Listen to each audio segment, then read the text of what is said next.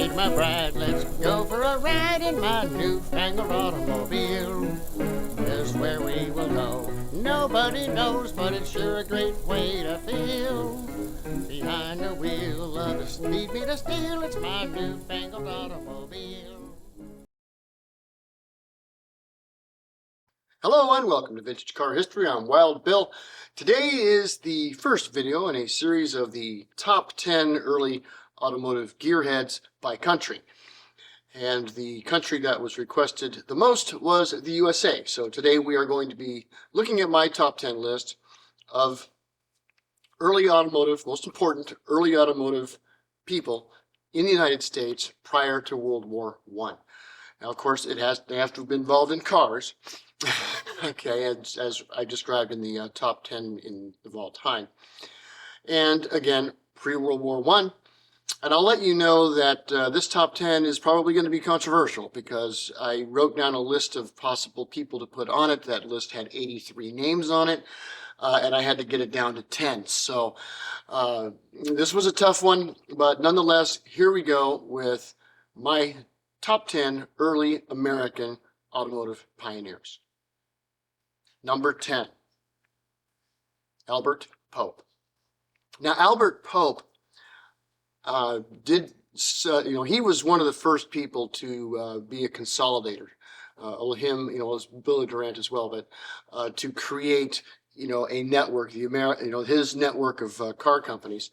And he was amongst the first to do so.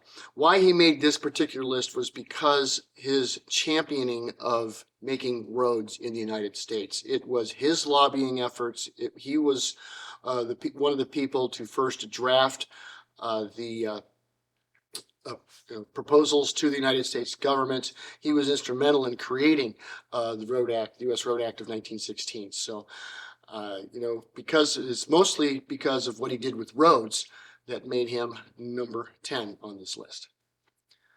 Number 9, Alexander Winton.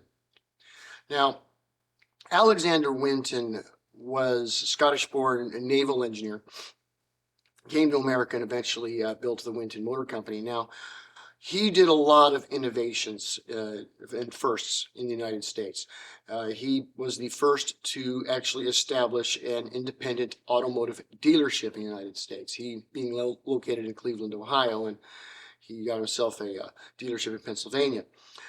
In order to supply this dealership with automobiles fresh from the factory, he invented and built the first truck designed to be a car carrier. You see those big, trucks on the road or lorries, whatever, where they have that framework rails of a trailer and they have just cars stacked on it. He invented that, and he did that so that if you bought a car from his dealership, it had not been driven there or driven from an intermodal or something like that. It was fresh from the factory, and so that was important. He was amongst the first to build cars en masse in the United States. By the year 1900, he was the biggest producer of cars. Winton was huge. So he was absolutely instrumental. He started, the whole dealership principle in the United States, and he's number 9 on this list. Number 8, Andrew Rker. Now, Rker is most well known for his work with Mercer, and his brilliance as an automotive engineer is without question. I mean, he did design and build the first American sports car in the Mercer, the Mercer Raceabout. And the Mercer is a beautiful car, but also, and more importantly, Andrew Rker was crucial in making the transition from electric and steam cars into the gas-powered cars that dominated the country. He was the first president of SAE, the Society of Automotive Engineers. He was, one of those people that directed the industry as a whole towards gas and away from electric and steam initially. We're talking back in 1905, 1908, right around there. So that's why Andrew Rker, he's number 8 on this list. Number 7, Herbert Franklin.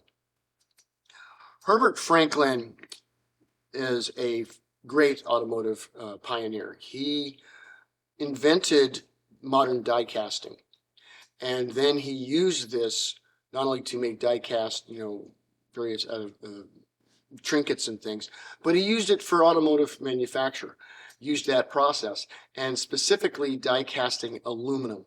He invented the process to die cast an aluminum engine block, die casting all sorts of different products.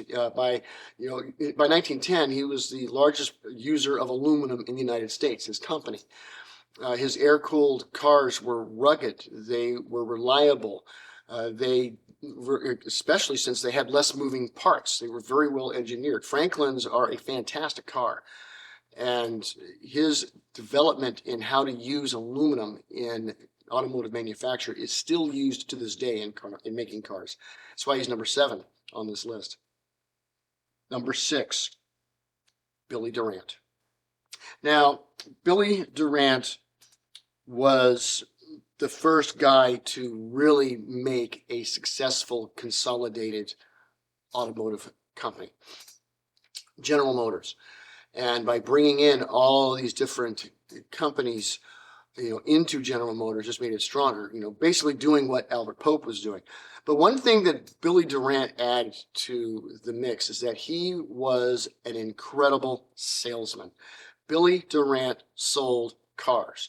That's what he was good at. And his techniques in how to promote them, how to display them, how to how to get people into cars and wanting to buy cars, how to develop incentives to buy cars. That was Billy Durant. He wasn't the best. He overbought a lot as a business owner, which is why he got ousted a few times. And the story's on the channel, but he did overbuy. But nonetheless, why do we buy cars in America? Well, because Billy Durant taught us why we wanted to buy them. Number 5, Henry Leland. Henry Leland was a gunsmith who brought to the automotive industry in America and around the world how to build cars with interchangeable parts. He was precise beyond precise, and when he took the Cadillac company and began making these cars to that kind of a standard, this guy won the Doers Award in 1908. He took 3 Cadillacs, completely disassembled them, 3 separate ones, mixed up the parts together, got 3 different mechanics and said, okay, put 3 cars back together. They did. They all worked, and they all drove 500 miles after being put back together and mixed apart. We take it for granted today that we have whatever car we have and we're driving, we can go to a local parts store and we can get a replacement part. That's what Henry Leland did for the automotive industry. He made that possible. That's why he's number 5 on this list. Number 4, Ransom Eli Olds. Now, Oldsmobile as a company, of course, became part of General Motors, but what Ransom Eli Olds himself did, besides inventing new flash boiler technology, was design a car specifically for the purpose of mass production, and then created a production line that could make thousands of them. Henry Ford was not the first to mass produce cars in the United States. Although Olds' assembly line was a stationary line, the product stayed still and the teams moved, but it was still the fastest and the best production method up to that time, and he had this up and running by 1902.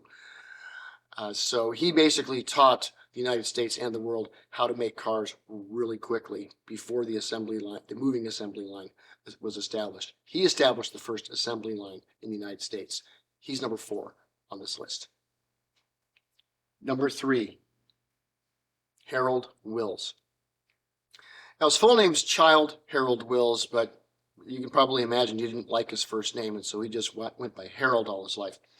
Harold Wills was the engineering mastermind behind the Ford Motor Company. Henry Ford was a decent, capable engineer in his own right, but Harold Wills was a genius. And he built the 999, race car 1902 for for Ford, driven by Barney Oldfield. Henry Ford even got the world line speed record in the car that Harold Wills did. Harold Wills designed the Model A Ford, not the 1928 one, the 1903 Model A Ford. He designed Ford's first luxury car, the Model K. He made the refinements on the elliptical transmission that they used, the 2-speed. He designed pretty much most of the Model T. I know Ford takes a lot of credit for it, but it was Harold Wills that designed that car. He was, the mastermind behind Ford's success, and that's why he's number 3 on this list. Number 2, Henry Ford. Now, Henry Ford is, as I mentioned already, he's a decent engineer, but his real skills were in his business acumen, his public relations, and his salesmanship. He developed new ways to build cars, the moving assembly line, which he, of course, borrowed from a Chicago slaughterhouse, the idea of it.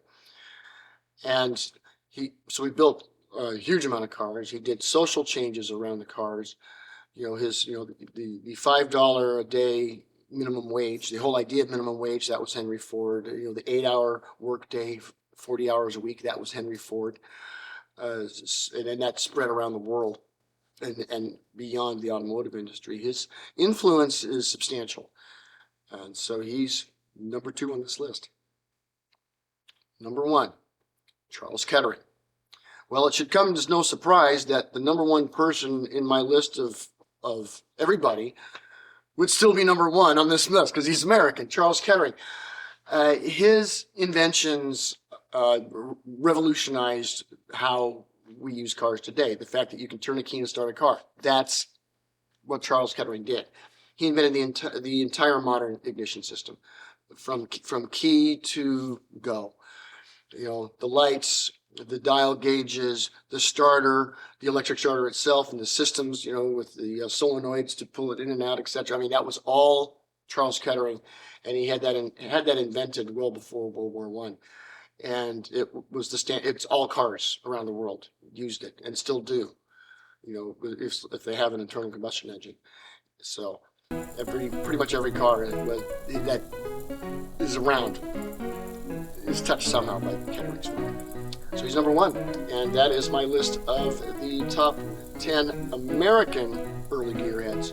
And so we'll see who we do the next time. Until then, peace.